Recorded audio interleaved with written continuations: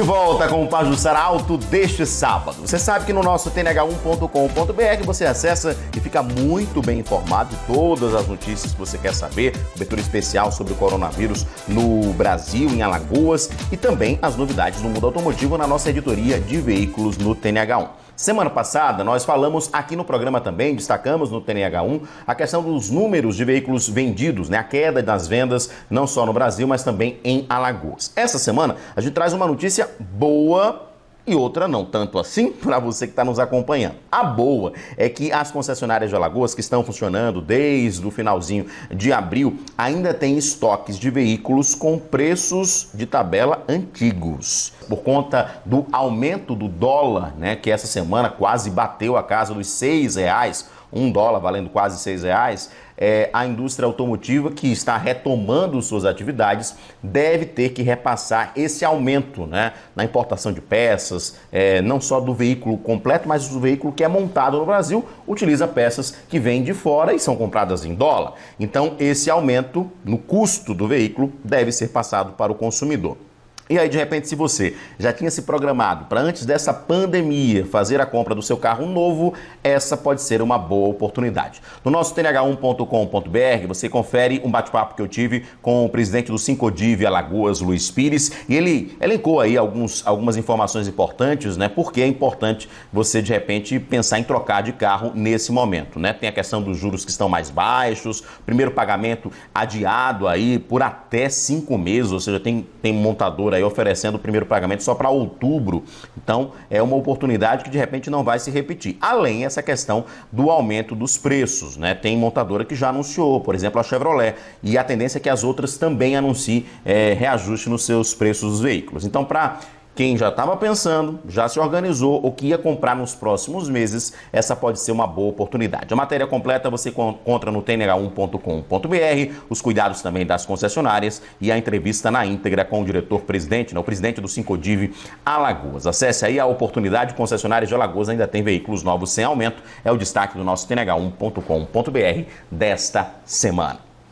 Vamos falar agora desses carrinhos aqui, Esses daqui são em miniatura, mas os em tamanho real ainda são mais incríveis, E tem muita gente que tem uma paixão aí antiga com os Fuscas. Já mostrou vários aqui no Pajuçara Alto. Hoje a gente mostra uma matéria inédita feita pelo nosso parceiro Nick Lins, do programa Autoplay da Paraíba. Ele conversa com o proprietário de um Fusquinha bem especial e relembra por que esse carrinho aqui fez tanto sucesso e continua fazendo em todo o mundo.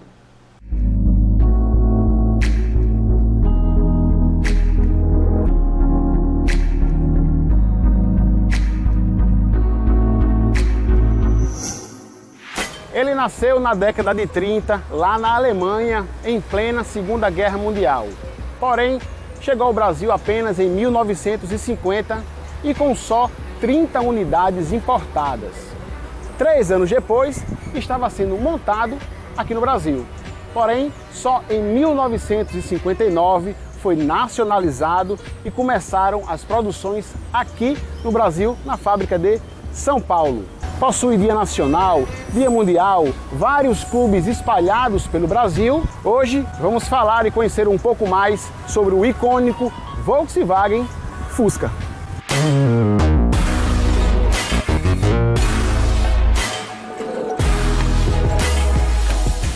Prazer estar aqui com você. E eu acho que minha história é parecida com a maioria dos fãs. Foi meu primeiro carro. O Fusca foi o meu primeiro carro quando eu tinha 18 anos de idade. Meu pai me ajudou a comprar o primeiro carro. Eu tinha um 82 na época, também era branco. Você já tinha um Fusca? Meu primeiro carro foi um Fusca, Meu pai ajudou, passou no vestibular, aquela história toda. Vou arranjar meu filho, comprar um carro para lá. E aí foi um Fusca. Mas você queria um Fusca? Não, vou estar mentindo. Eu queria um Gol. Não tinha consciência. É aquela velha regra, você não escolhe o carro lhe escolhe. Sobretudo quando a gente fala de clássicos. Isso, aí tinha um senhor aposentado na frente da minha casa que tinha um Fusquinha, meu pai cantou, comprou o carro com um pouco dinheiro que a gente tinha. E aí ele deu, eu comprei seu primeiro carro, é um Fusca. Aí eu, legal. Aí quando eu comecei a ler e atrás da história, me apaixonei desde então, os últimos aí 16 anos, sempre com Fusca. Essa unidade chegou na sua mão em pouco mais de 2 anos esse carro está comigo. É um 66. É um 66, a gente considera o último dos Fusquinhas, né? Originalmente ele tinha um motor 1200, ele é o mais próximo do Fusca original da década de 30, né? Depois de 66, a Volkswagen começou a fazer alterações extensas na carroceria até terminar no Itamar, vamos dizer assim, que é o elo mesmo original. A Volkswagen considera que o New Beetle e o novo Fusca também fazem parte dessa cronologia, né? Mas o fã mesmo considera que o Fusca com motor boxer, refrigerado a ar na traseira, que realmente é um Fusca de verdade. Os outros dois são refrigerados a água. Maravilha, então fala aqui pra gente quais foram os upgrades que você fez aqui no Fusca. Eu já vi que tem uma maldade nesse Fusca, né? Ele tá baixinho, deu um toquinho, tem uma maldade. Fala um pouquinho pra gente quais foram os upgrades que você colocou aqui nessa... Então, tem várias escolas de personalização, né, na área de air cooled, né, de Fusca em geral. Esse daqui eu rebaixei o carro, a dianteira está encurtada, cerca de 3 centímetros de cada lado, a traseira tem uma tala larga. Ele está legalizado, inclusive, tá bom, gente? Não tem problema nenhum com polícia, PRF, nada do gênero. O motor não é mais um original, é um 1300. Trabalhei um pouquinho ele, questão de carburador, ponto, né, cabo, vela, para dar um upzinho a mais. O interior dele é um vermelho, né, que é uma cor aftermarket da época mesmo, inspirado nos Porsches, né? E tem muito disso, né? A cultura do Fusca, ela anda paralela com a do Porsche, né? O Porsche vira a referência e a gente sempre tenta beber e sugar o máximo dessa Inclusive, o pai dele... Sim, o pai dele... O pai, há controvérsia sobre a paternidade, há controvérsias. Mas o que está registrado lá no cartório é o Porsche. É o Porsche. Ferdinand Porsche que criou realmente o Fusca na década de 30. E dá pra gente perceber algumas linhas, obviamente, alguns contornos de design. Sim. Não é aquela coisa gritante, mas dá pra gente perceber um detalhezinho aí da família Porsche. Se basear principalmente no primeiro, que é o 356, realmente existia inclusive um intercâmbio, faróis, lanternas, muita coisa. Quem fabricava era a Volkswagen para Porsche no começo. Então realmente o parentesco existe. O Fusca ele tem esse símbolo, né, um dos carros mais produzidos no mundo inteiro. Dentre todas as versões, mas como a carroceria praticamente não sofreu alterações, ele é considerado o terceiro carro mais produzido no mundo todo. Ele só perde para o Golf, também da Volkswagen, e para o Toyota Corolla. Isso. Né? Só que o Toyota Corolla e o Golf tiveram várias gerações e o Fusca não, praticamente não teve. Foram mais de 21 milhões de unidades vendidas. Então é isso aí, rapaziada. Foco, força e fé. Até.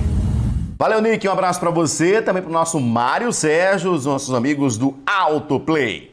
No próximo bloco tem top 5 do Pajuçara Auto. Você vai conferir os 5 carros que foram apresentados com pompa no Salão de São Paulo de 2018 e que até agora não chegaram nas lojas. Será que ainda vão chegar? A gente preparou essa matéria muito legal no próximo bloco. Até já!